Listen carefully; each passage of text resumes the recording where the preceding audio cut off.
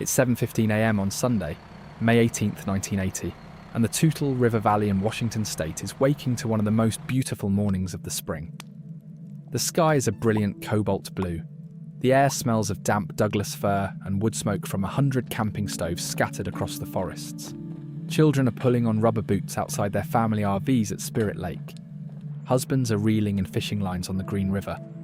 A young couple, Day and Karen Karr, are loading their 2 boys into a pickup truck on the back roads northeast of the volcano, hoping for a clear view from a logging ridge.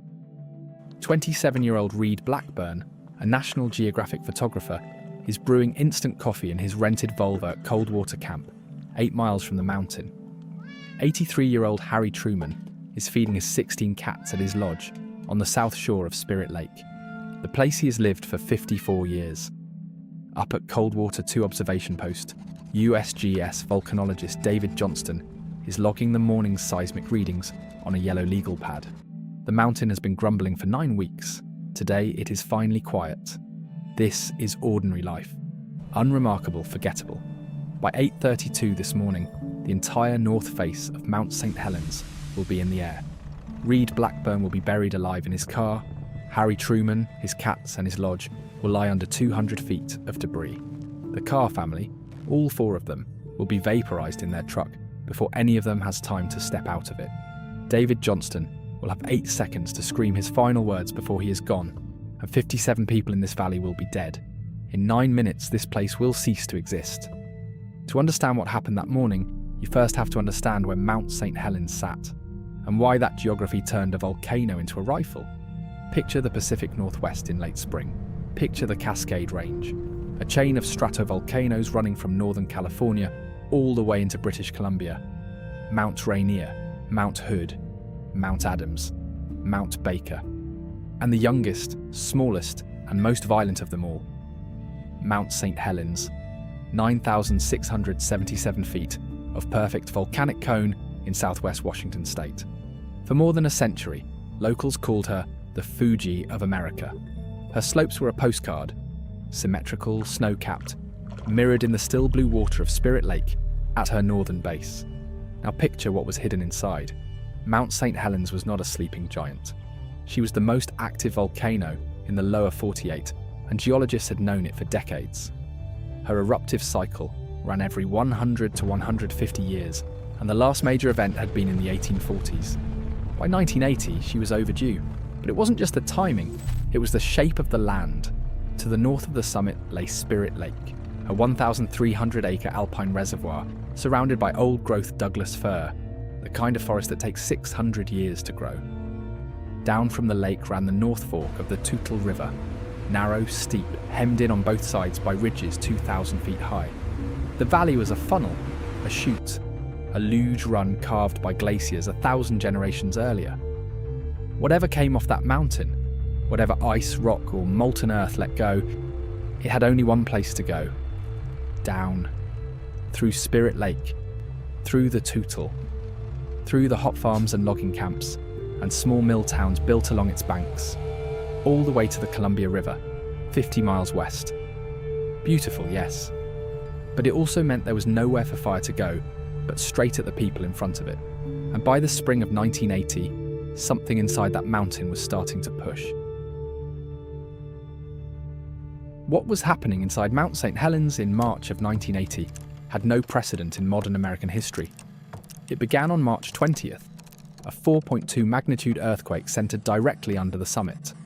Then another. Then another. Within a week, the mountain was generating 100 tremors a day. On March 27th, the first puff of steam blew through a brand new crater on the summit, sending up a plume that drifted across Yakima 50 miles away. By the end of the month, the United States Geological Survey had set up a continuous monitoring station, and the world's volcanologists were on a plane to Vancouver, Washington. They knew exactly what was inside that mountain. The question was when it was coming out and how fast. The answer began to show on the north flank. By mid-April, the entire north face of Mount St. Helens was visibly bulging outward. Not slowly, not subtly, 5 feet per day. Aerial photographs showed a swelling, deformed mass of rock, the size of a small mountain growing sideways out of the volcano like a tumour. By May, that bulge was 450 feet wide 1.5 miles long, and rising. Inside it, an estimated 230 million cubic yards of rock, ice, and superheated magma. Pressurized, unstable, and held in place only by the friction of the mountain itself. Imagine a soda can shaken to bursting, then pierced from the side. That's what scientists were watching. The energy contained in that bulge was equivalent to 24 megatons of TNT, 1,600 times the yield of the bomb dropped on Hiroshima. Enough force to flatten 230 square miles of forest in less than a minute. Enough to throw a column of ash 80,000 feet into the stratosphere. Enough to ring the entire Earth's atmosphere with a haze that would lower global temperatures for 2 full years. The volume of magma alone, half a cubic mile of it, was greater than the eruption of Vesuvius that buried Pompeii, and every cubic inch of it was sitting 8 miles from a working mill town. And below this monstrous swelling pressure cooker, within easy reach of whatever it released, sat a working economy. Weyerhaeuser timberland, privately owned cabins, public campgrounds, the Spirit Lake Highway, logging crews running shifts 6 days a week. By the first week of May, there were thousands of people inside the danger area.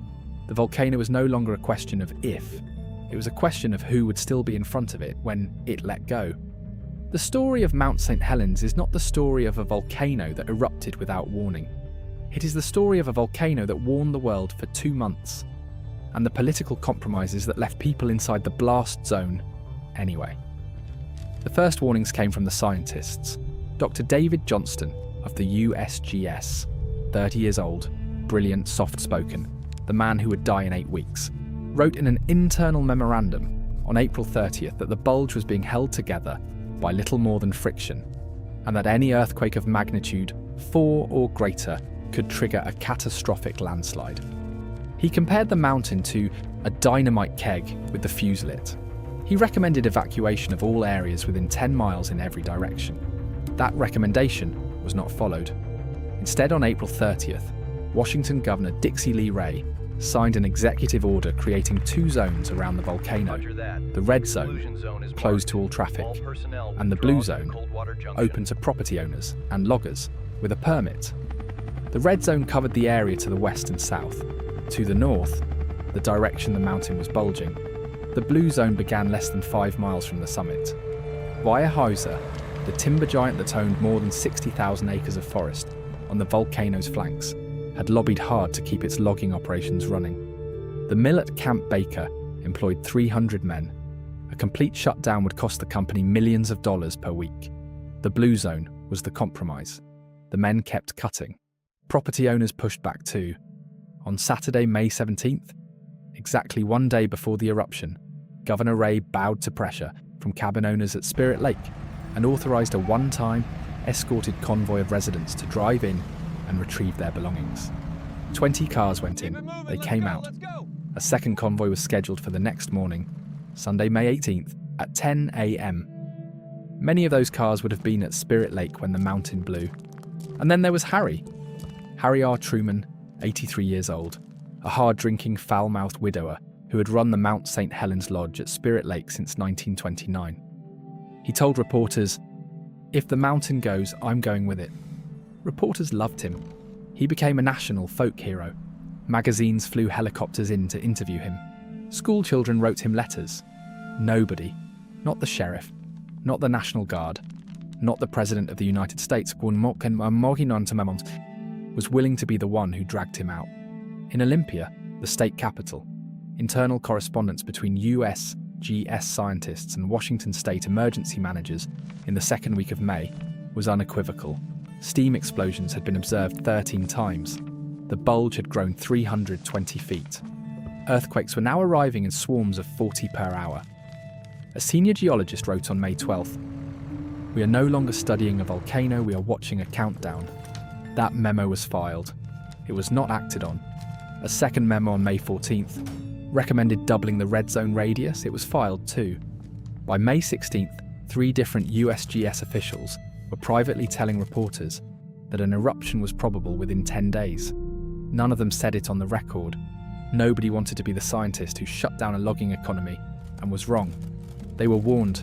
They warned each other. They were warned again. And on the morning of May 18th, the warnings ran out.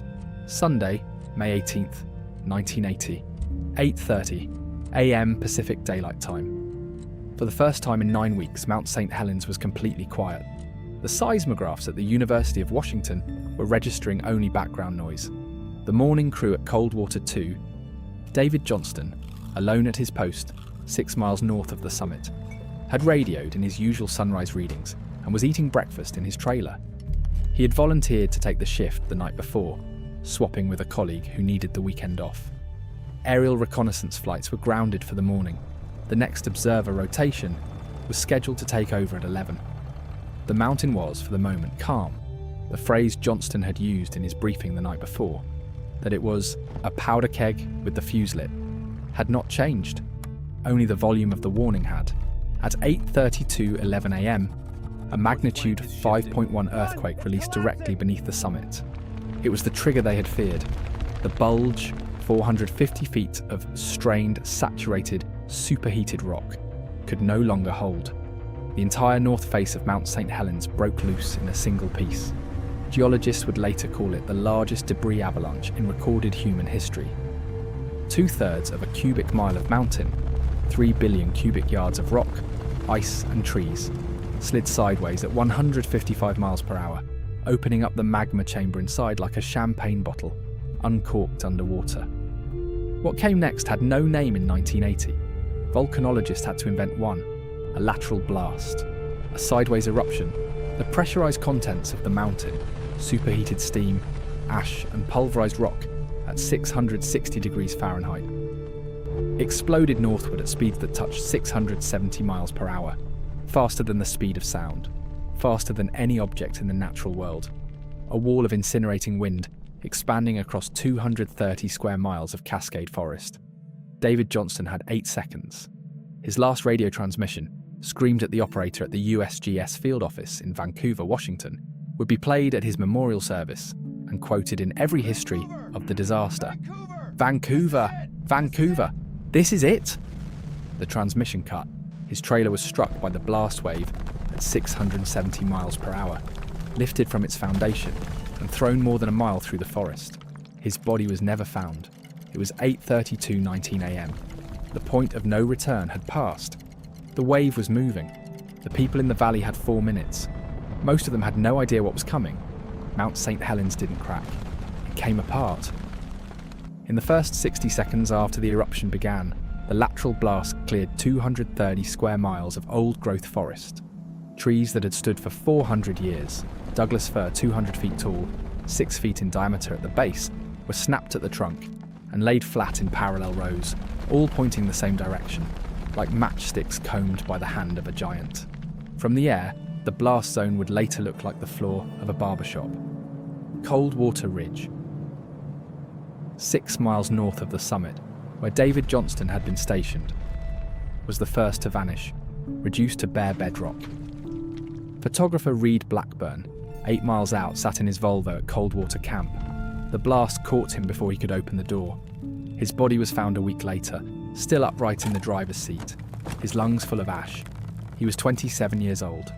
The final unprocessed roll of film, recovered from the camera mounted on his car, showed the eruption's first 3 frames. A distant grey cloud rising. Then nothing. Spirit Lake, 3 miles from the summit. The first wave to hit the lake was not water. It was the leading edge of the debris avalanche. A black tide of pulverized mountain moving at 150 miles per hour. It struck the lake bed, displaced the entire body of water, and threw it 800 feet up the opposite ridge in a single hydraulic shockwave. When the water came back down, the lake bottom was 200 feet higher than it had been 10 seconds earlier, buried under 3 billion cubic yards of debris. Harry Truman's lodge, his 16 cats, his 54 years on that shoreline were gone. None of it has ever been recovered. The Toutle River Valley, the narrow chute that fed the Columbia. Within minutes, the heat of the blast had melted the entire snowpack on the mountain. Glacial ice and superheated magma combined into a fast-moving river of mud and ash and tree trunks called a lahar, a volcanic mudflow with the consistency of wet cement, moving at 30 miles per hour, 100 degrees hot. The Toutle Lahar would travel 50 miles downstream, destroying 27 bridges and 200 homes, before emptying its load into the Columbia River and choking the shipping channel for 50 miles. Down in Castle Rock, mill workers stepping out for a smoke watched their town's water supply turn black.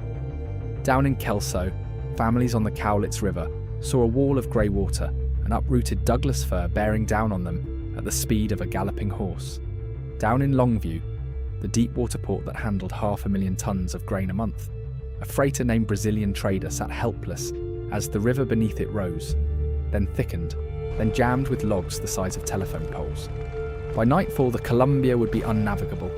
The Pacific Ocean would not see clean Toutle water again for 9 months. Robert Landsberg, a 48-year-old amateur photographer, was on a ridge to the southwest, 4 miles from the summit. He saw the cloud coming. He understood he could not outrun it. In the final 30 seconds of his life, he took 3 photographs of the approaching ash cloud, rewound the film into its canister, packed the camera into his backpack, and lay face down on top of it, using his body as a shield to protect the film. Searchers found him 17 days later. His backpack was intact. The photographs survived. They were published in National Geographic. He had estimated the camera's odds better than his own. The Karr family, Day, Karen, and their 2 children, ages 11 and 9, had driven up to a viewpoint 12 miles northeast that morning to watch the volcano. The blast zone reached their position at 8:35 a.m. Their truck was found 2 days later, tossed against a stand of fallen trees. The family was inside. Loggers caught at their crew shacks at Weyerhaeuser, cutting blocks that the company had told them, the day before, were safe. Husbands and wives at weekend cabins on the Green River, and the Toutle, drinking morning coffee, who never heard the eruption coming because the lateral blast travelled faster than the sound of itself. Whole families on viewpoint pull-offs, along the back roads to the northeast. People who had driven up at sunrise specifically to watch the mountain that morning, on what every newspaper had called the safest day in 9 weeks of warnings. By 8:38 a.m, 6 minutes after the eruption began, 57 people were dead. The youngest was 11 years old. The oldest was 84, but the nightmare wasn't over. It was about to get worse. The eruption column, rising now at 200 miles per hour, hit the stratosphere at 80,000 feet and began to spread. Within 4 hours, an ash cloud the size of New England was drifting east at 60 miles per hour. Yakima, 90 miles away, went black under 3 inches of ash by noon. Spokane lost daylight by 3 p.m. By the end of the week, Mount St. Helens ash had been measured in 11 states. By the end of the year, it had circled the earth. 57 dead. 27 of them were never recovered. Their bodies remain somewhere beneath 200 feet of mountain, in the muds of the Toutle, at the bottom of what used to be Spirit Lake. There are no graves. There is no cemetery. The blast zone itself is their headstone. Among the dead, David Johnston, 30 USGS volcanologist who had been the loudest voice arguing for a wider evacuation perimeter. Reid Blackburn, 27, photojournalist for National Geographic, found inside his ash-filled Volvo at Coldwater Camp. Harry Truman, 83 lodge owner, never recovered. Robert Landsberg, 48 photographer, whose final act of courage protected 3 frames of film that would later be developed and published. Day and Karen Karr and their 2 children, killed in their truck on a logging road northeast of the summit. 25 loggers and timber crews workers, most of them Weyerhaeuser employees, caught on their cutting blocks the morning that the company had told them it was safe to be there. Husbands, wives, sons, daughters, photographers, geologists, volunteers, innkeepers, people whose names will not all fit into a single broadcast, but every one of them is on the granite wall at the Johnston Ridge Observatory. The destruction figures are easier to count than the lost. 250 homes destroyed, 47 bridges, 185 miles of state and federal highway gone, 15 miles of railway, thousands of acres of timber laid flat. Total damage in $1980, $1.1 billion. Adjusted for today's economy, more than $4 billion. The Federal Emergency Management Agency airlifted $3 million in aid into the region within 48 hours. The American Red Cross opened 17 shelters. The Washington National Guard rolled into Cowlitz County in convoys. Logging crews from across the Pacific Northwest volunteered to clear the debris from the mud flows downstream. Helicopter pilots flew rescue grids across the blast zone for 10 straight days, looking for any survivor, any movement in the grey landscape. They found a few. They were too late for most, but the questions began before the ash settled. Why had the blue zone allowed civilians within 5 miles of a volcano that was visibly about to explode? Why had the Saturday convoy been allowed in? Why had Weyerhaeuser been logging on the morning of an eruption that scientists had predicted to within a week? Why had the most aggressive evacuation pleas, David Johnston's own warnings, been overruled? The survivors wanted to know one thing: who was responsible? The lawsuits came fast. By the end of 1980, more than $2.7 billion in damage claims had been filed against the state of Washington, against Weyerhaeuser, against the federal government. Families of the dead alleged that the boundaries of the red zone had been drawn not by science but by politics, that a wider evacuation perimeter had been killed by timber industry pressure, by property owner lobbying, by election year caution. They alleged that David Johnston's own internal memo, predicting a lateral blast in exactly the direction it occurred, had been buried. Almost every claim was dismissed. The state of Washington was protected by sovereign immunity. The federal government was protected by the discretionary function exception. Weyerhaeuser, which had lobbied for the blue zone and lost 3 of its own loggers in the eruption, settled a handful of cases out of court for undisclosed sums. Governor Dixie Lee Ray, who had signed the executive order creating the blue zone, lost her primary election 4 months after the eruption, but she went on to a long and lucrative speaking career. She lived another 14 years. She never publicly took responsibility for the boundary lines on the map.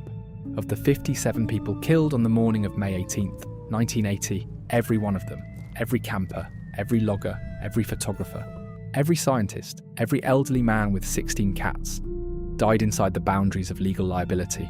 Not a single perpetrator paid a single dollar in damages. The disaster did change one thing. The United States Geological Survey, which lost David Johnston that morning, used the political fallout to argue for a permanent volcano hazards program. Congress funded it the following year. The Cascades Volcano Observatory was opened in Vancouver, Washington in 1982, named in part for the man whose final radio call had come from that very building. Today, every active volcano in the United States is monitored 24 hours a day from systems Johnston helped design before he died at 30. He never wrote the report he was working on the morning of May 18th. The seismographs at Coldwater 2 were never recovered. His final reading is the only thing he left behind, a pencil mark on a yellow legal pad that ends midline. Mount St. Helens still stands today, though she is 1,314 feet shorter than she was on the morning of May 17th, 1980. The crater is still open. The blast zone, preserved by Congress in 1982 as the Mount St. Helens National Volcanic Monument, is still bare in places. The same grey landscape that came up out of the ash 46 years ago. New trees are climbing up the lower slopes. Spirit Lake has refilled itself, brown and choked with floating logs that have not rotted in half a century. None of the 27 missing have ever been found. Every name of every dead is engraved in granite at the David A. Johnston Ridge Observatory. 27 of them are stones that mark a memory. There are no bodies beneath them. Mount St. Helens wasn't just a natural disaster. Nature provided the magma, but politics drew the line. Pressure narrowed the warning. Compromise filled the danger zone with people. 57 dead, 27 still missing, 0 people held accountable. Remember Mount St. Helens. Remember that the warnings came. They were ignored, not by the mountain but by the men who were supposed to keep its neighbours out of its reach.